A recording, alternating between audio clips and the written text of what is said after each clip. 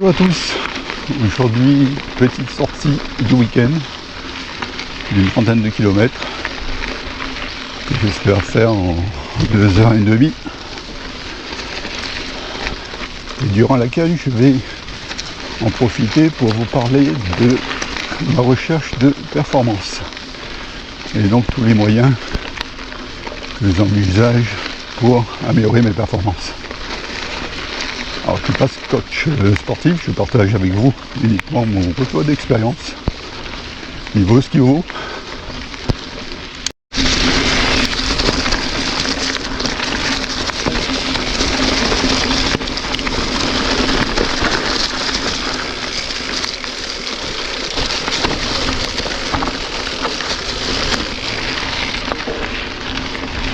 La première chose à ne pas faire pour rechercher de la performance, c'est de tomber dans les 5 premières minutes. Donc là j'ai le tibia un petit peu amoché et la cheville. Bon, rien de méchant, mais bon, ça aide pas, c'est sûr. Bon, alors recherche de performance sur un vélo que vous possédez déjà. Donc là je ne vais pas parler de performance associée au vélo en lui-même.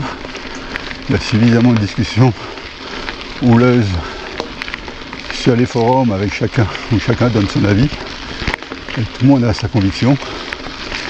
Donc là vous avez choisi un vélo comme moi, le Neuron, et je cherche à améliorer mes performances.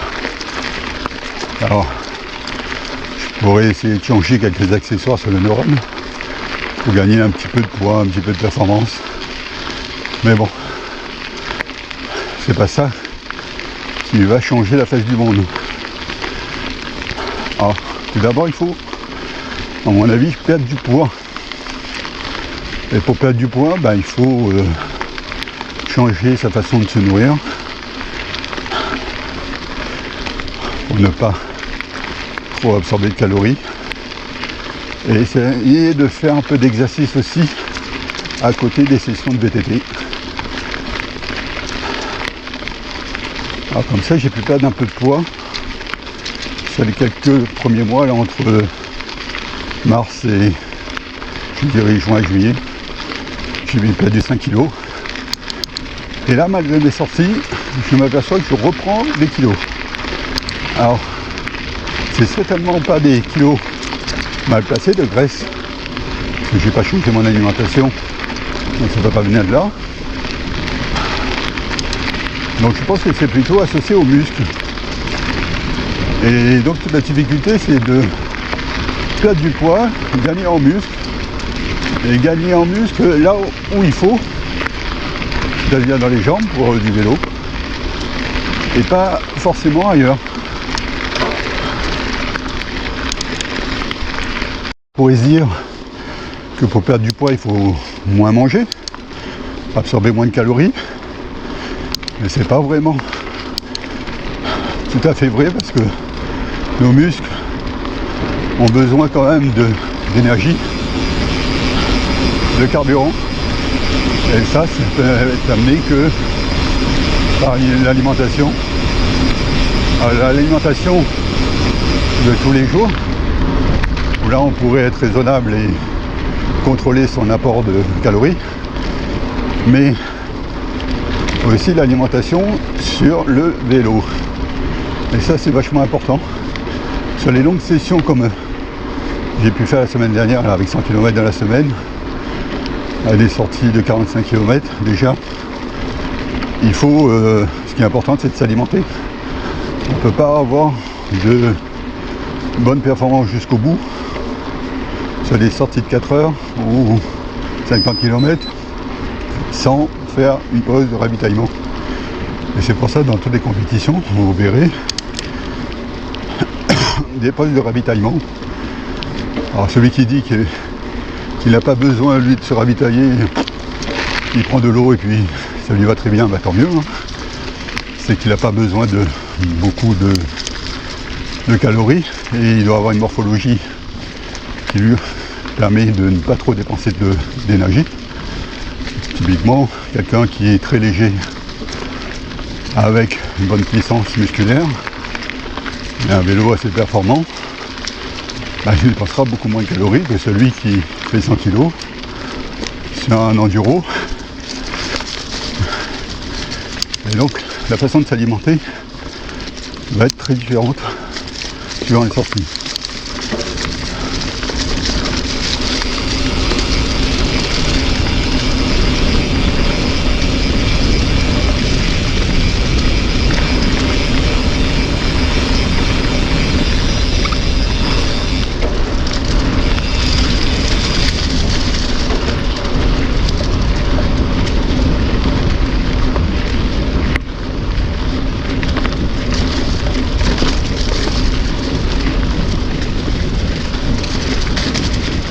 Alors, autre point que je trouve important pour améliorer la performance, c'est de pouvoir suivre sa progression.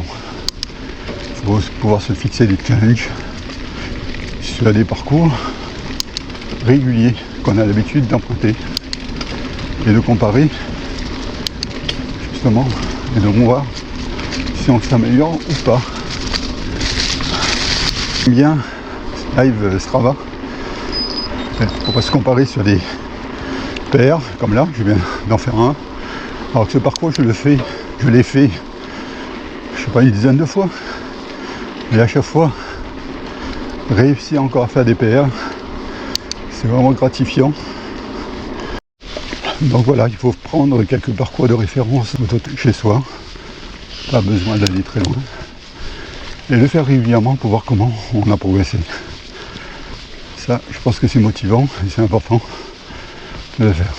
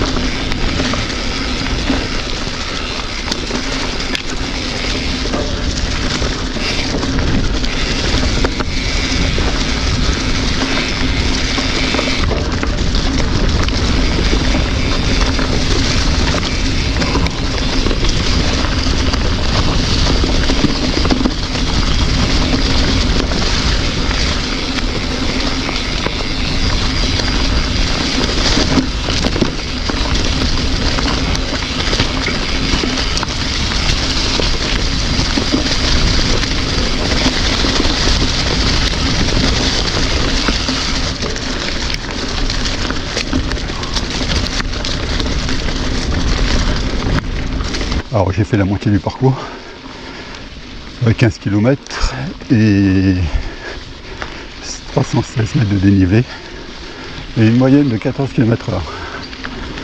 La moyenne, c'est un indicateur important pour la recherche de la performance. Il faut chercher à améliorer sa moyenne. C'est avec ça qu'on voit si on a progressé ou pas, globalement, sur toute la longueur d'un parcours. Après, il y a le segment qui permet aussi de mesurer sa performance, mais sur des durées beaucoup plus courtes. Donc pas forcément représentatif, parce qu'on peut tout donner sur un segment et après être à la ramasse sur le reste du parcours. Donc sur la durée d'un parcours, c'est quand même pas mal de regarder l'amélioration de la performance et donc de sa vitesse moyenne. Important pour améliorer ses performances, c'est de rouler le plus souvent possible. Quand je vois la différence entre lorsque je sors une fois pendant la semaine et que je sors plusieurs fois dans la semaine, ça n'a rien à voir. Les performances sont décuplées parce que je fais plusieurs sorties et elles sont à la ramasse parce que je ne fais qu'une sortie. C'est pour ça que je me suis mis au vélo de spanning. Alors c'est quoi cette bête?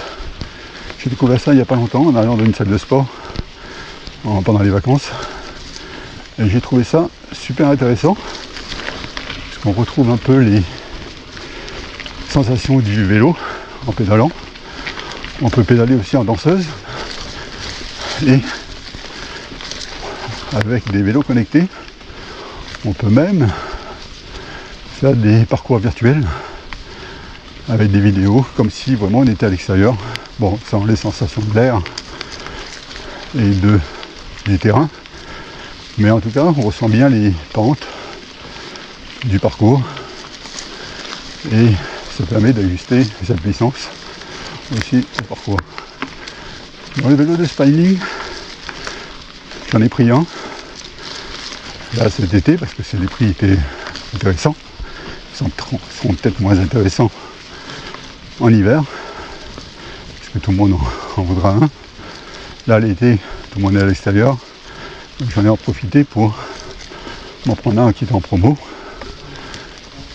et donc j'ai pris un BH, le Ispada 2, qui est un vélo qui a la particularité d'avoir deux systèmes de friction.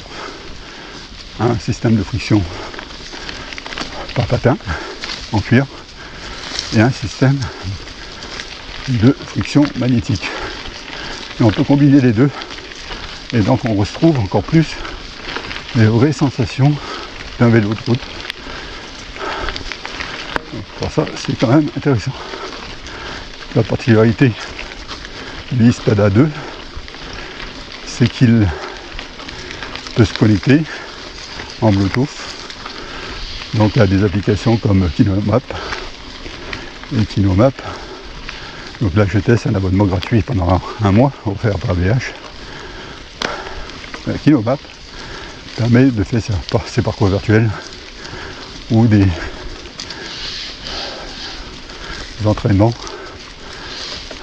avec des profils ou des sessions de coaching. Donc c'est de ce que j'ai vu, ça a l'air d'être assez complet. Je verrai si à la fin du mois je prends l'abonnement. En tout cas, comme tout à l'heure je parlais de pouvoir mesurer ses performances et les comparer, ça fait partie aussi du jeu avec ce type de vélo. Moi je ne trouverais aucun intérêt si je ne pouvais pas mesurer mes performances sur des applications. Alors, autre particularité de KinoMap, c'est qu'elle est synchronisée avec Strava et donc je retrouve mes parcours dans Strava qui vont s'ajouter à mes parcours réalisés en VTT et donc les distances vont se cumuler comme si vraiment j'avais fait une sortie réelle avec toutes les analyses de la performance.